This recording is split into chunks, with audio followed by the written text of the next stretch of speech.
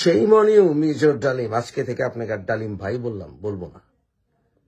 ইলিয়াস হোসেনের লাইভে গিয়ে প্রমাণ করলো মেজর ডালিম যে যারা জামাত প্রেমী, যারা মুজিব হেটার, যারা স্বাধীনতার কতজন মানুষ মারা গেছে তা নিয়ে সন্দেহ করে, যারা বলে কয়েক হাজার মানুষ মরেছে, যারা পাকিস্তানের পা চাটে, মেজর ডালিম তাদের ছত্রছায়াতে এতদিন ছিল এবং তাদের দোষর হিসাবে নিজেকে আত্মপ্রকাশ করল। শেম অন ইউ মেজর ডালিম, শেম অন ইউ। আমার লজ্জা লাগে যে আপনি আমার সেকেন্ড কাজিন, তবে আজকে থেকে সেই কাজিন সম্পর্কটাকেও আমি ডিভোর্স দিলাম।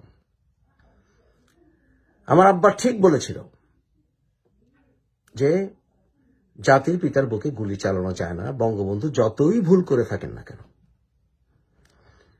মেজর ডালিম শুধু বঙ্গবন্ধু হত্যাকারীর টিমে ছিল না, সে পাকিস্তানিদের কাছে কি আশ্রয় নিয়েছিল এবং জিন্দাবাদের রাজনীতি কায়েম করেছিল এই মেজর ডালিম রা। এবং এও প্রমাণিত হলো যে তারা মনে প্রাণে জামাতি হয়ে গিয়েছিল এবং এখনো তারা সেই জামাতি দোসরদের আইডিওলজি বহন করে।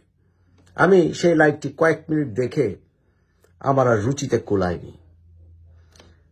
সারা বাংলাদেশের কয়জন দেশদ্রোহী রাজাকার তাকে ভালোবাসলো এতে কোনো আসে যায় না। তার পরিবারের সদস্যরাই অধিকাংশই তাকে ছুঁড়ে ফেলে দিয়েছে, তার আপন মামারাই তাকে ছুঁড়ে ফেলে দিয়েছিল।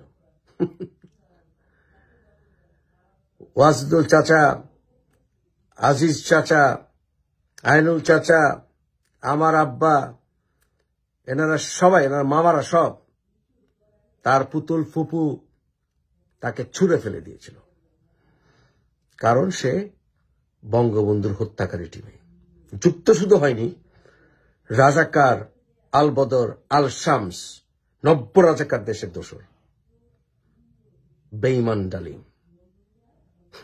যাও বাংলাদেশে যাও ডালিম, সুযোগ পেলে তোমাকে বাংলার স্বাধীনতা কামীর মানুষরা জায়গা মতো পৌঁছে দেবে ইনশাআল্লাহ।